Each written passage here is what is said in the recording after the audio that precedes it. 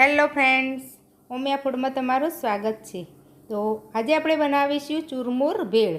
મમરાની ભેળ તો બધાના ઘરમાં બનતી જ હોય છે, પણ આજે આપણે એક અલગ જ પ્રકારની ભેળ બનાવીશું અને એકદમ ટેસ્ટી અને એકદમ લચકા પડતી આપણી ભેળ બને છે। તો ચાલો શરૂ કરીએ। તો ચૂરમુર ભેળ બનાવવા આપણે અહીંયા ચણા લીધા છે। જે દેશી ચણા આવે છે ને એને મેં 3-4 કલાક પલાળી રાખેલા ગરમ પાણીમાં। તો આપણે એને બાફવાના છે। તો સાથે આપણે બટાકા પણ બાફવાનું છે। તે બે મોટા બટાકા મેં લીધા છે, એના રીતે 4 ટુકડા કરી લીધા છે, એ આપણે એડ કરી દઈશું। સાથે આપણે થોડું મીઠું એડ કરી દઈશું। હવે ઢાંકણ ઢાંકી અને 4 થી 5 વિસલ આપણે કરી લઈશું, એટલે આપણે ચણા અને બટાકા સરસ બફાઈ જાય। તો આપણે બટાકા અને ચણા બફાયા ત્યાં સુધી આપણે ચટણી બનાવીશું। તો એક મિક્સરનો જાર લઈશું, એમાં આપણે થોડા જ 1 ચમચી જેટલા સિંગદાણા એડ કરીશું। સાથે આપણે લીલા મરચાં લઈશું। તો 3 મરચાં મેં લીધા છે, બહુ તીખાય નહીં બહુ મોળાય નહીં એવા। હવે એમાં આપણે દાણા એડ કરીશું। તો દાણાને મેં ડાળી સાથે જ લીધા છે, આ રીતે સાફ કરી ધોઈ લીધા છે અને ડાળી સાથે જ કાપી લીધા છે। એમાં આપણે લીંબુનો રસ એડ કરીશું। તો અડધા લીંબુનો રસ એડ કરીશું।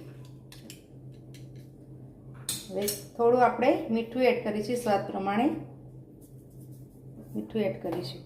1 ચમચી આપણે ખાંડ એડ કરીશું અને થોડો આપણે શેકેલા જીરાનો પાવડર એડ કરીશું।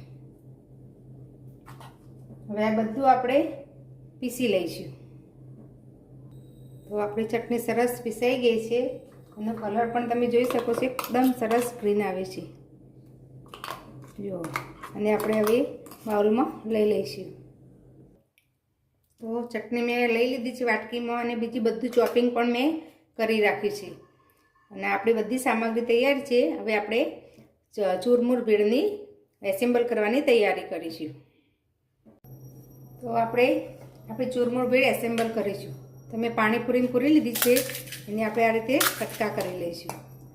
તમે આની જગ્યાએ પાણીપુરી પૂરીની જગ્યાએ ચાટપુરી આવે છે એ પણ લઈ શકો, કે તો પછી કોઈ પણ પાપડી હોય ને એ લઈ શકો છો। તો આ રીતે આપણે ભૂકો કરી લઈશું। તો મેં 15 જેવી પૂરી લીધી છે, એ આ રીતે ભાગી લઈશું।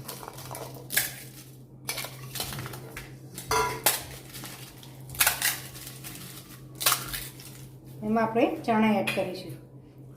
તો 1/4 કપ જેટલા ચણા લીધા છે।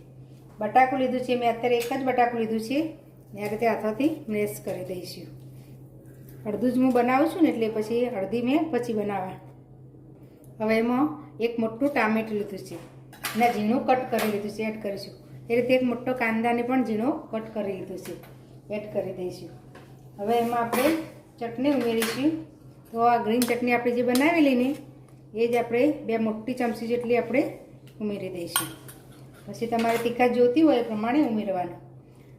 આમલીની ચટણી છે, ખજૂર આમલીની ચટણી છે, એ મેં રેસીપી નથી બતાવી। ખજૂર આમલી અને થોડો ગોળ લઈ અને ગરમ પાણીમાં પલાળીને પીસી લીધું, એમાં મીઠું મરચું એવું એડ કરીને તો 2 ચમચી જેટલી એ એડ કરીશું। થોડા લીલા દાણા એડ કરીશું। દાડમના દાણા છે તો આપણે અડધી વાટકીથી ઓછા એટલા આપણે દાડમના દાણા લઈશું। અડધી વાટકી જેટલી સેવ એડ કરીશું।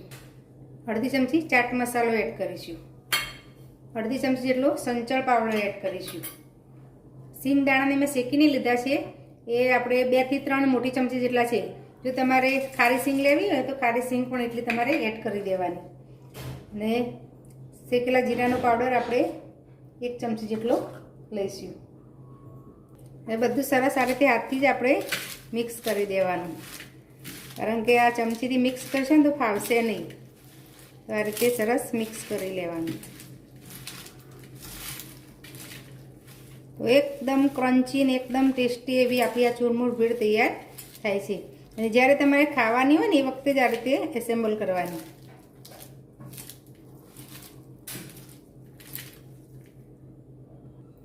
તો આપણી ચૂરમુર ભેળ તૈયાર થઈ ગઈ છે। હવે આપણે સર્વ કરીશું। તો પ્લેટમાં ભેળ લઈ લીધી છે, ઉપરથી થોડી સેવ એડ કરી દઈશું। તો તૈયાર છે આપણી ચૂરમુર ભેળ। જો તમને આ મારી રેસીપી ગમી હોય તો મારા વિડીયોને લાઇક શેર અને મારી ચેનલને સબસ્ક્રાઈબ જરૂર કરજો. ફરી મળીશું આવા નવા વિડીયો સાથે. ધન્યવાદ.